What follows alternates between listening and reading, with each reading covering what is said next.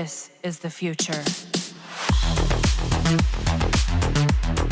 The hottest topic in Warframe right now is the recent color buffs, and then there's the update to the end-user agreement of Warframe, which turns the Warframe community into a frenzy. So what did Digital Extremes update in their end-user agreement that somehow rattled the community? Well, if you want to read the whole thing, then you can check the link at the video description below, but if you don't want to read a wall of text and just want to know the important things, and how this update affects you, then go watch this video, as it will take a couple of minutes, explaining the important things you need to know about the updated end-users agreement of Warframe. Upon downloading the hotfix, you will be greeted with the updated end-users agreement. If you are a new player, you may have the option to just close and never touch Warframe again after reading the new users agreement. But for those like us who got hundreds and thousands of playtime in Warframe, then you'll be forced to agree with Digital Extremes conditions to access the game. Is it that bad? Well, not that bad, but there are things now that are very clear and might scare you for a bit. First of all, Clause G for datamining states that attempt to reverse engineer, except as otherwise permitted by applicable local law, derive source code from, modify, adapt, translate, datamine, decompile, or disassemble or make derivative works based upon the services or any content. Now, we all know that several datamint stuff has been leaking the internet regarding the upcoming in-canon weapons, and this had happened several times. I don't know how exactly players are datamining the game, but those who are posting datamine stuff in the Warframe community should be careful from now on. Honestly, I don't mind this since most of us will not get affected by it, but the second one is really annoying.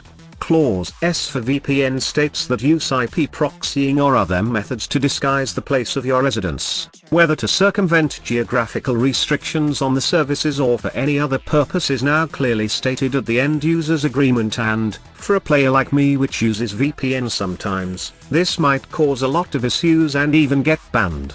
There are instances wherein I need to update Warframe launcher but it always fails. And the only way to fix it is to somehow use a free VPN to begin the update. Also, I sometimes use VPN to scan games on Steam that aren't available in my region, and access websites that aren't available in my region. From now on, it's time to be careful leaving the VPN open while playing Warframe, since it could result to a ban.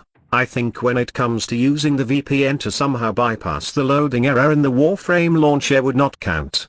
But using VPN while you are in the game will somehow result to a ban without notice, as it will get detected by the bot. To be safe though, just stay away from any VPN while playing Warframe.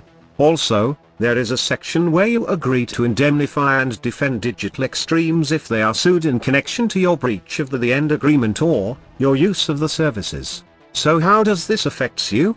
Let's say you are streaming and let's say by coincidence someone actually sued the developer because they spot inappropriate, or something that they just don't like about Warframe. The updated end agreement states that you will agree to take on their legal cost, which is kind of eyebrow raising for me. I know that this is unlikely to happen, and God forbid it will, but this is some sort of a nasty provision in my opinion if not handled well, and it will be bothersome for the person who gets affected by this. After reading the full updated end-user agreement right now, this clearly states that you absolutely don't own anything that is part of Warframe, excluding fan arts and other community-driven ideas of course, and all of the things you have in the game don't have any value at all. In addition to this, there is a clause that clearly states that you won't get any refund on anything, unless there's a written law in your country that states, and force Digital Extremes to refund the player.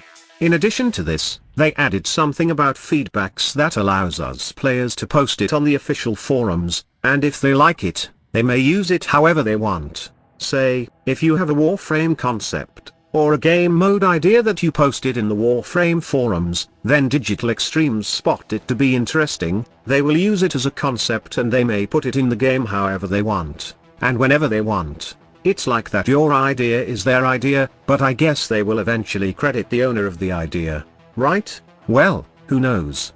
Also, they have stated that all disputes and claims will be resolved in accordance with the law of Singapore via arbitration, and you have to pay the cost. If this happens, then fuck dispute, and better delete the game in your library. It will cost you a lot to file a dispute than just deleting a free-to-play the game and moving on, unless there's a big money involved. Overall, the end agreement made me feel like Digital Extremes are saying that they have little to no legal responsibility towards the player base, but you are liable on everything you do in the game.